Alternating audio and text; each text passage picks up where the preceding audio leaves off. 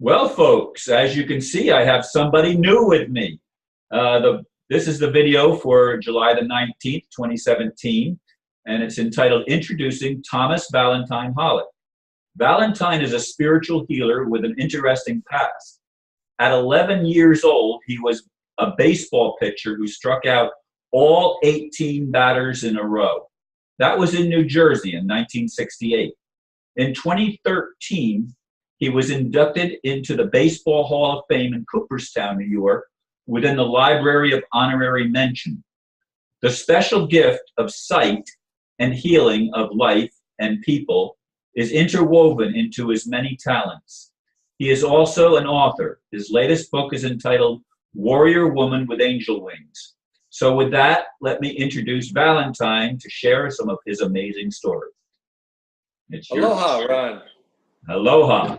Yeah, it's good to see you. Finally, we got it all together. Everyone's looking forward to seeing us at a Hawaii, Maui, live on Maui. Yeah, well, I've never been to Hawaii, only Australia and the Bahamas and Canada. They're the only places outside of the continental United States that I've ever been. Okay. Well, now you're into Hawaii now, the Hawaiian Islands, which are all rainbows and the purity. It actually is the purity. They had no disease. They didn't have anything here before all that did come in. Yes, well, it was the same thing with the natives in the continental United States, of course. It was the European intrusion that brought a lot of disease with it.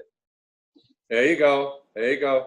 But anyway, tell us a little bit about this, what happened at age 11 and how you were able to have such an amazing ability to, tell them about that game, because it was not just a bunch of, it was an all-star game or yes, yeah, sort of like a Little League World Series or something. Yes, yeah, it was like if you can imagine American against the National in the all-star game. It was the #1 seeded Royal Dell at the time against Sobel Field. And I was Royal Dell, like the Royals, the Royals professional team. Yeah, so I had the opportunity at 5 years old as baseball to prepare myself for this game at 11 to pitch the no-hitter. So start from 5 years old, the preparation where I was a shortstop, graduated into, when I threw the ball, the manager would usher me over like this and go, I thought I was in trouble, and he goes, well, when he saw me throw the ball, like Derek Jeter does with shortstop, for the Yankees, right? When I threw the ball like a fireball, he just stopped everything and said, I want you to pitch on the mound. Ever since I got on the mound to show him what I could do, I wound up being a reliever, I think, very shortly, and then I became a starting pitcher very early on, between 6 and 7 years old.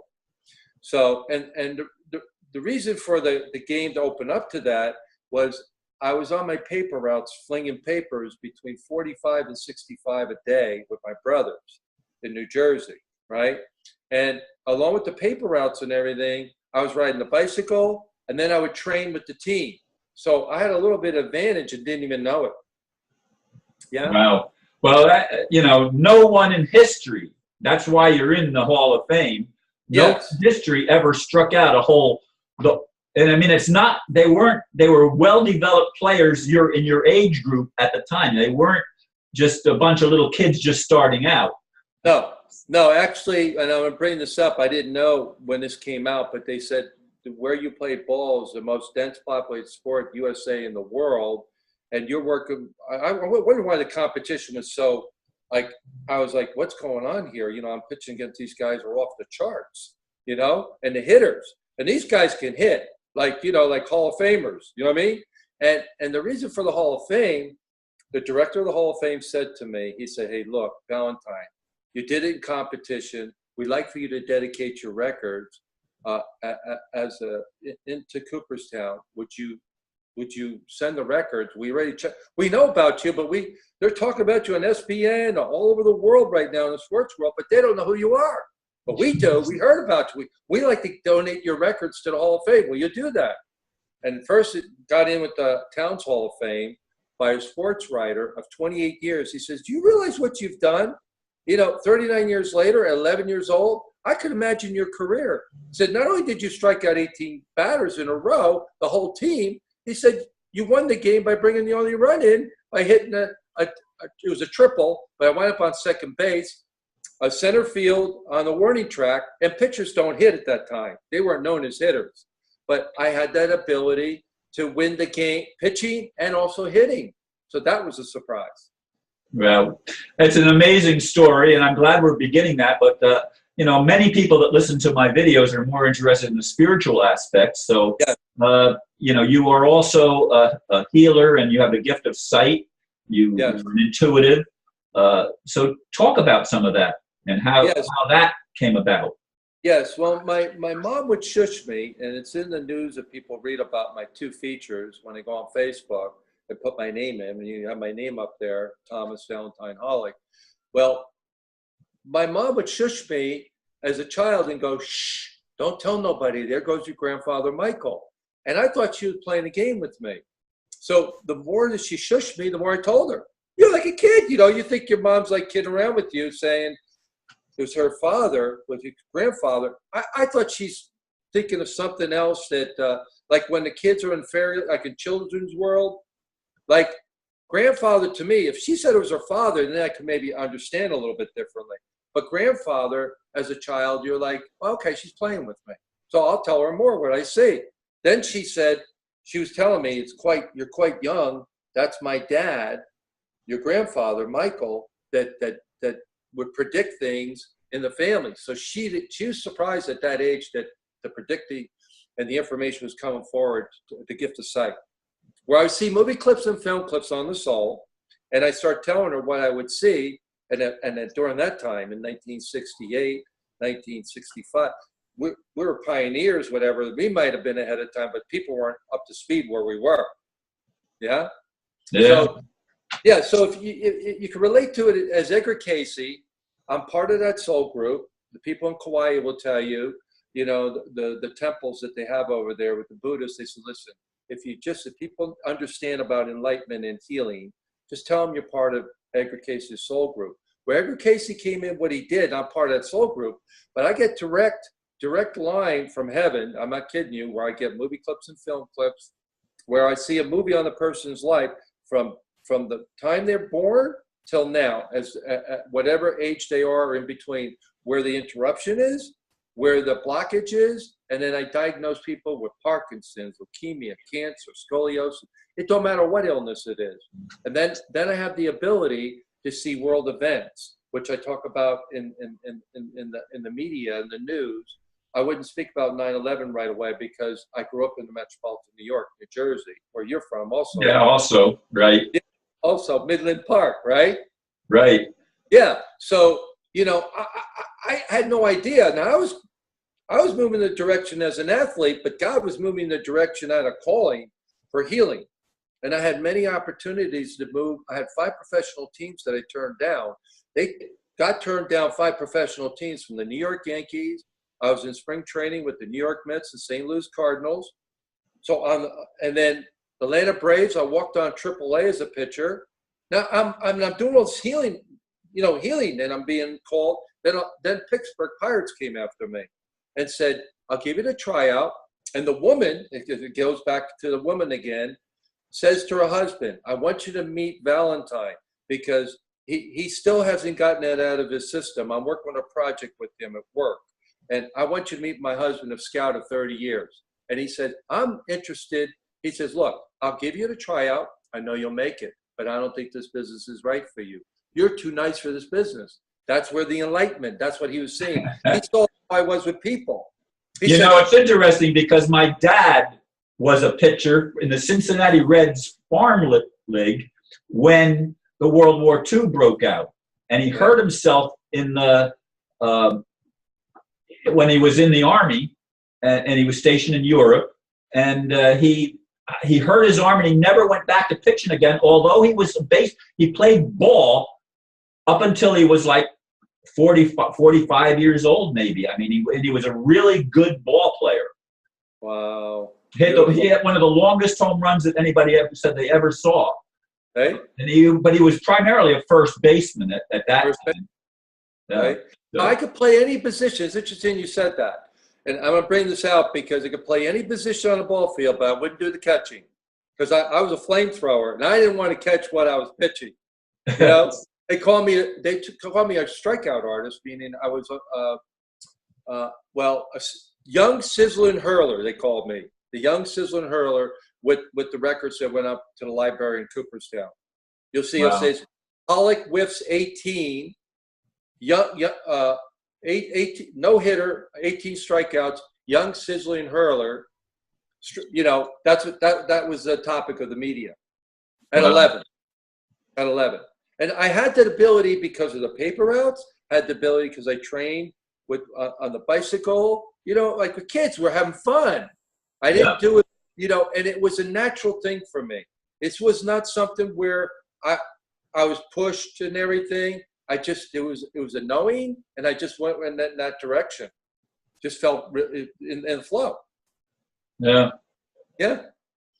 It's interesting. I'm seeing a dark cloud move across the sky out my window. But anyway, I want you to talk. I want you to talk about the healing stuff. Yes. Especially. Okay, sure. So in Hawaii and Maui, I've been here for 27 years. I've been very blessed with healers from all parts of the world, from the United States, internationally. I had a beach ministry up in Kahana, out in Lahaina in Maui. People came internationally from around the world while they were developing a story. They're doing a movie on my life. But in order to do the movie, I want to do the steps for people to understand about enlightenment, like the road less traveled. If you go and I got approached by Marlon Brando's cousin, so I'll tell you. And Oprah was there visiting you not too long ago too, right? Who's that? Oprah, did you say that you had? Yeah, Oprah. No, Oprah not only visited. I mean, she closed the whole town down. I mean, of traffic and everything. Oprah's first time speaking on the island, being here 15 years, whatever the amount of years she's been here. And I know the property that she's on very well before she arrived. And I knew the healing and whoever got that spot would be a very, very important piece to help the world. I really did. Yeah, Oprah was here speaking. She had a very important message. And she descended on when her coming out and Dr. Oz. I was with Dr. Oz before her, and he wanted her to come out with him, but she was in Australia. But yeah, now Oprah's opened things up for many other reasons for the healthcare in Hawaii and Dr. Oz. Yes, yeah, wow. Dr. Oz and I really connected. You'll see pictures with Dr. Oz and I, and then with Oprah as she's speaking and everything on the screen. You'll see pictures of me on Facebook with her. Okay, wow. Huh? Wow.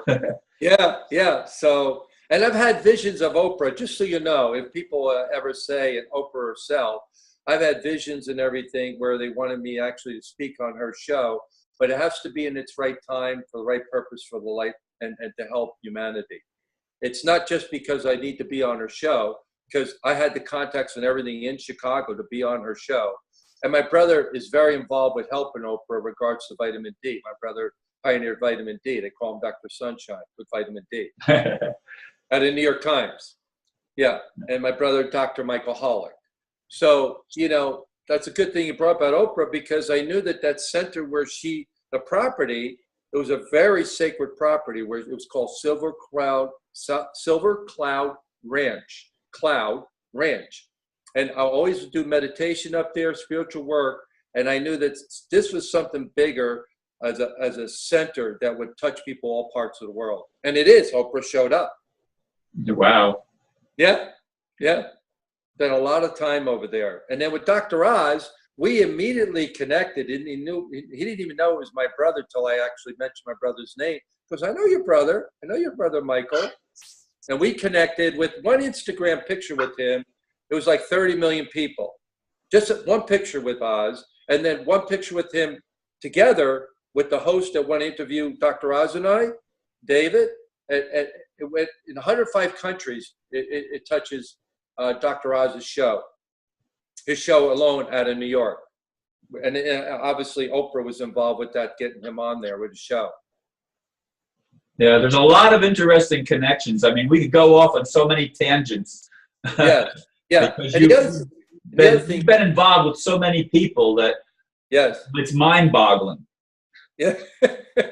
And I'm continuing to, because I'm being called into Kauai to do. I was involved with major stuff with the Hawaiians. See, I'm in another suit right now, but I've been Hawaiian before, and we'll get into that in the video where I'm going to Molokai with Bambi, called Bambi, like she's in Anastasia in the world, preparing for 43 years that I'm joining up with to help. Hello? Yeah, all of a sudden it just did a little drop. Yeah, we saw it. You saw it, huh? It's live. Oh, no. Hey, we lost connection. Hold on. No, I still see you. Yeah, I don't see you. What do I have to press? Let's see if I get you back on. Wait, Ron. Okay, wow. Wait a minute, I got to get the code in. Here we go. Okay. The code. Well, it's all live. I've never cut a middle out of only one time did I ever get anybody cut it out, and that was when I was in Australia, and I mentioned somebody in one of my videos, and that's why I lost my support there, because I made this video and I mentioned this person's name. Yeah. And they said, do you want to get us killed? Yeah. You don't mention his name. Yeah. And so the person that I was staying with is a computer techie, and he knew how to take that. It was like a minute and a half out of the video, and he just so maybe okay. But I don't know how to do that though. Okay. Well, the thing is that I really came in. I was very blessed with an African shaman and a yogi as a guide in Northern California, and I'll be talking about this in the major movie that's preparing on my life. And where Mother Mary appeared to me with two other elders with me, and said to me, when I came out, they were running up and down the stairs saying to me before I headed to Northern California, a sensitive man that came in to help the children. They knew that I came in with the balance of the feminine energy along with the male. It's like androgynous almost, but I have my male energy and the female, but it's balanced. You know what I mean? From the heart. I come more from the heart, and I was just very blessed with that. But then when I went into Northern California, it's like Moses in the mountain. I'm not kidding you, Muhammad on the mountain, they would say, but Moses in the mountain with the tablets and all. I experienced many things on that level where I saw golden angels, where Christ appeared to me along with Mother Mary. When Christ comes, Mother Mary comes. And I'm going to talk about that in a video separate and all that also for life. Well, there's many topics we're going to do videos on together, right? Yeah. Yes. Yeah. And I want to mention about the purity, because this rose here it's a pure golden rose. When Mary Mother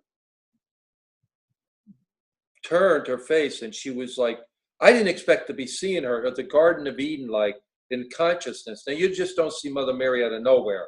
It's all preparation. When you're ready.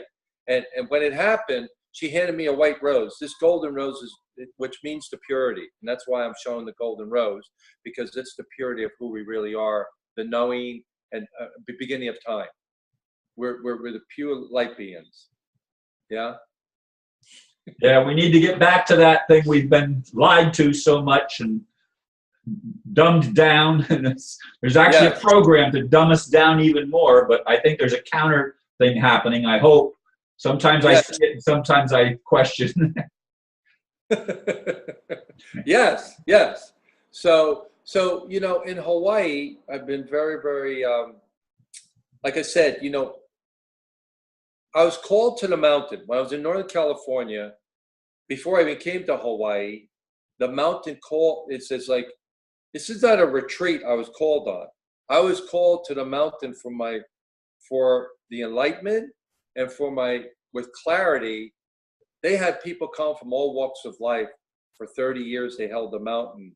Reverend Celeste, Starr, and Alan Williams, they call him Vaj, as a guide, yogi. And they said, I've never seen anything like it. They thought they were on candid camera with me because I was naturally high and I was able to see things like the African shaman with Celeste simultaneously. They said they've never seen anything like it before. They wish they could be there because he says on a chemical planet, for you to stay, Woodstock, for you to stay in the purity, it's almost impossible on this plane. That's what they told me. And they called my Reverend Margaret Rainey. She was with Catherine Coleman, the healer from around the world. Catherine Coleman. Yeah, I'm familiar with Catherine Coleman. I actually went to Las Vegas to see Catherine Coleman on one occasion. They call Margaret. She's from New York and in San Diego, where I'm at in California, Northern California. They actually made a phone call and said, "Are you for real? Is he for real? There's no way that somebody can walk on this plane with drugs, all the chemicals on this planet. How could he do it?" And then the yogi said to me, "Alan, brother, I need to apologize to you. This is what you came in to do. So I really want to apologize to you because I didn't think it was I'm blown away. I don't know what to say, but you're walking it, and I thought it's impossible for anyone to walk on this plane to stay in their purity. And I want to reach out to the people that are doing it and that will continue to know that it's really simplicity to keep yourself pure in the nature that we really are. Rivers of water flowing through you. Yeah, I almost hate to bring this up, but how did you connect with me? How did you discover me? I didn't discover you. You reached out to me. How did that happen? Yeah, I was just going, and I don't go on. I'm not computer thing. I have people handle that for me, the computer and all. I get on the phone and take action and speak to people, right? And I just happened to get on, and I saw, because I have another gentleman, his name's Ron, out of California, works in the movie industry, and he's up there in age now, and I wanted to connect. But you popped in, and I said, spiritually, I'm supposed to talk to him, and I didn't know you did videos. I didn't know what you did. I just knew I was supposed to speak with you. Wow. Yes. And here we are. Here we are. Yeah, it was totally divinely orchestrated. From the writers and the people with the warrior women with angel wings, with Sharon, and I don't know computers, but everything would be brought to me, what needs to be done in order to bring the light on the situation. I call it the golden light, the Christ light, the Mother Mary, the purity, the white rose, the purity. They kept saying the purity. To keep people, in their mind, body, and spirit. When I say purity, that means to be who you are, truly who you are, authentically. No, the word authentic is really powerful in an age where there is very little authenticity with most people because we've been brainwashed to put on an act instead of being real. Yes. Yeah. And so we have to move through that, and that's where the people that are awake on the planet, they need to be with the people that are awake on the planet to join in with the light of the world. You can't just wait for the people that are waking up because they're not joining. We need the pioneers to set forth, and then the ones to come follow, especially the women on the planet. They're awake spiritually. I mean, they birthed a child.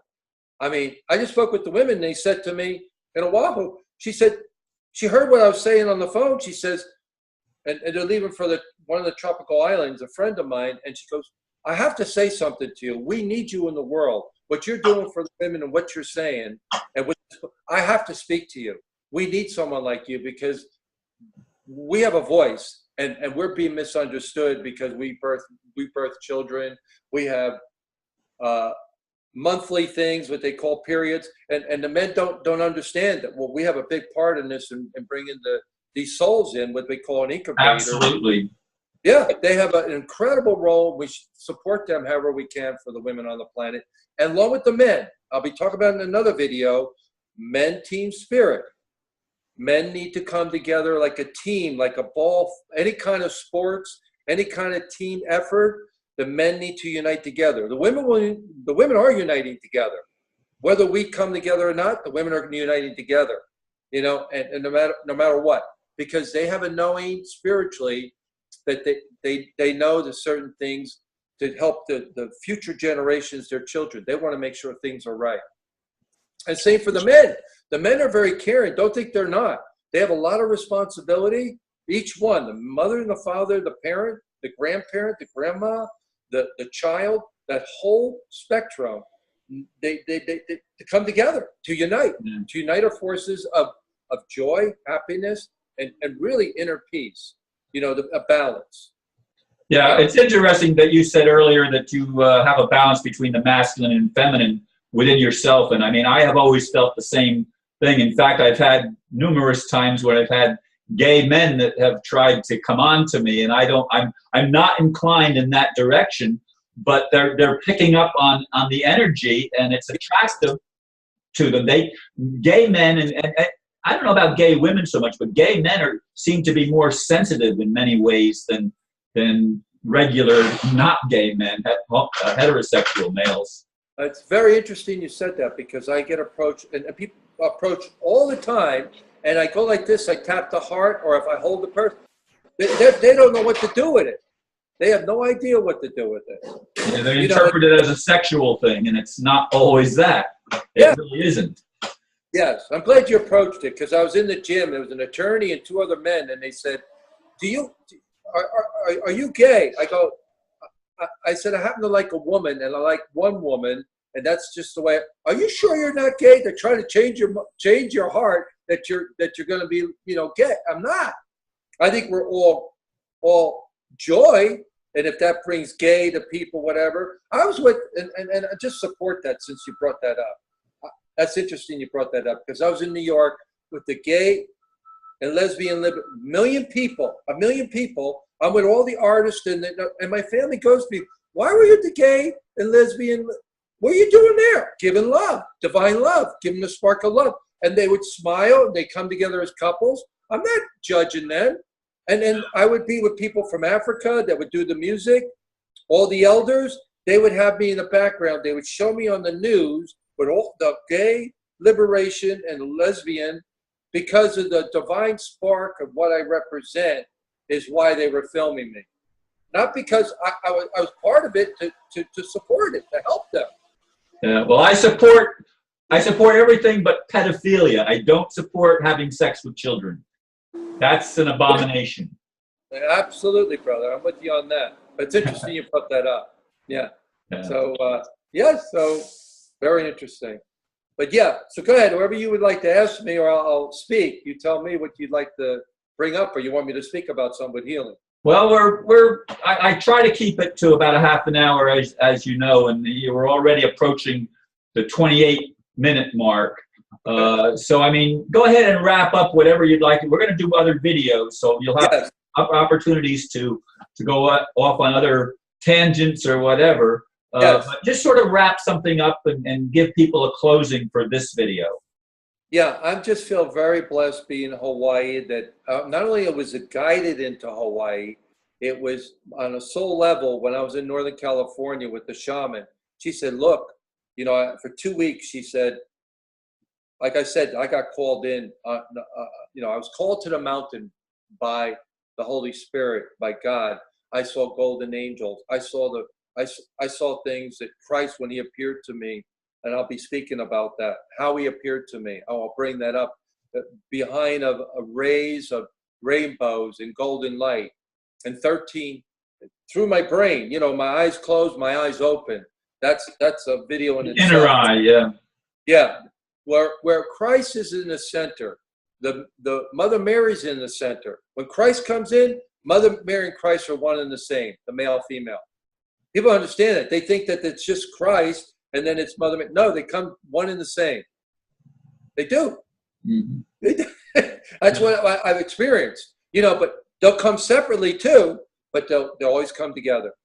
And that's about uniting our life force. See, I'm getting chicken skin. The Holy Spirit's going through. When I ignite that, when it's the ignition, it's flowing through me, the Holy Spirit. Like chicken skin, we call it in Hawaii, but goosebumps. Yeah, I know the feeling. the ignition, the igniting of our souls, as one, as light beings. And I always travel. I travel out of the body, and people are telling me, no, that's not. Well, because I know where to go.